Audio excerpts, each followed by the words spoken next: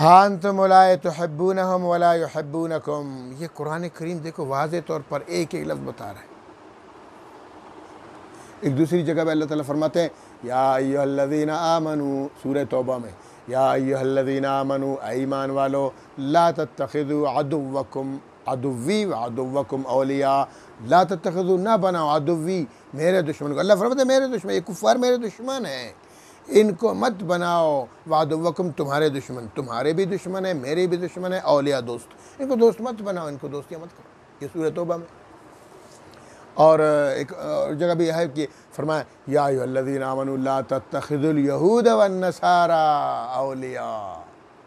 یہودیوں کو، عیسائیوں کو دوست نہ بناؤ، ومن یتولہم منکم، اور آگے بیدار بھی کرتے ہیں، خبردار بھی کرتے ہیں، وعید بھی سناتے ہیں اللہ پاک، ومن یتولہم منکم، جو ان سے دوستیاں کرتے پھرے گا، فإنہ منہم، پھر وہ انہی میں سے ہوگا۔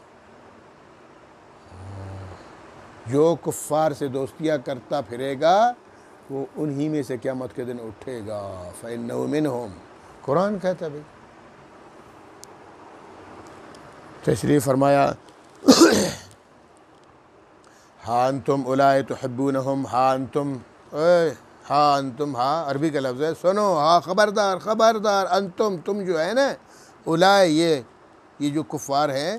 ان کے ساتھ کیا کرتے ہو؟ تحبونہم، ان سے محبت کرتے ہو، تم مخلص ہو کر ان کے لیے بھلائیاں چاہتے ہو، ان سے دوستی کرتے ہو،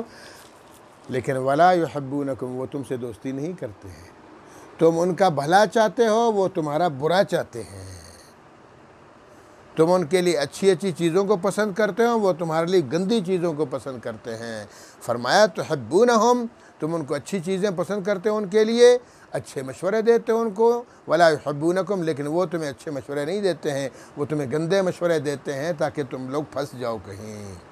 وَتُؤْمِنُونَ بِالْكِتَابِ كُلِّهِ،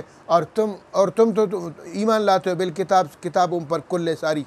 تم تو ساری کتابوں پر ایمان لاتے ہو، قرآن پر بھی ایمان لاتے ہو، تورات پر بھی ایمان لاتے ہو، زبور پر بھی ایمان لاتے ہو، انجیل پر بھی ایمان لاتے ہو، باقی سارے صحیفوں پر بھی ایمان لاتے ہو، اور وہ تو نہیں لاتے۔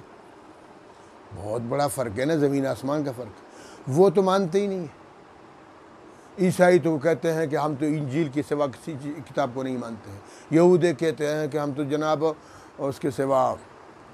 تورات کے سوا کسی کو نہیں مانتے، اور ایک سابی قوم ہے، سابی ابھی قوم تو پوری دنیا میں ہے ہی نہیں، وہ زبور والے،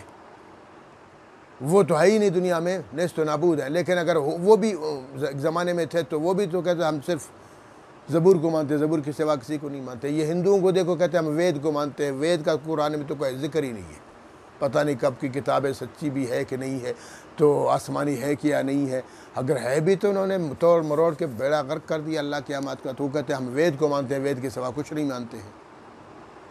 یہ مسلمان ہی کی خصوصیت ہے کہ مسلمان کہتا ہے میں قرآن کو بھی مانتا ہوں، تورات کو بھی مانتا ہوں، انجیل کو بھی مانتا ہوں، زبور کو بھی مانتا ہوں، سارے صحیفے جتنے اللہ نے کتابیں اتاری ہیں، صحیفے اتارے، سب کو میں مانتا ہوں، تو وہ تو نہیں مانتے۔ تو تم میں کتنا فرق ہے، ایک بات۔ اور دوسری بات یہ ہے کہ دوسری جگہ اللہ فرماتے ہیں افتؤمنون ببعض الکتاب وتکفرون ببعض، سورہ بقرہ میں ہم نے یہ آیت پڑھی نا، کہ وہ بھی، یہودی بھی اپنی کتاب کے کچھ احکامات مانتے ہیں، کچھ نہیں مانتے ہیں، عیسائی بھی اپنی انجیل کے کچھ احکامات مانتے ہیں، کچھ نہیں مانتے ہیں، اسی طرح سارے کفار وہ اپنے جو آسان احکامات ہیں وہ تو مان لیتے ہیں، جو مشکل ہیں وہ نہیں مانتے ہیں۔ اور خاص کر رسول پاک صلی اللہ تعالی وسلم کے بارے میں جو اللہ رب العالمین نے حضور پاک صلی اللہ علیہ وسلم کے بارے میں فرمایا ہے کہ ان کو جب وہ دنیا میں تشریف لائے، ان پر ایمان لے آؤ، ان کی مدد کرو، ان کی نصرت کرو، ان کے ساتھ مل کر کفار سے جہاد کرو، وہ نہیں مانتے، اور نشانیاں بھی ساری وہ چھپا دیتے ہیں۔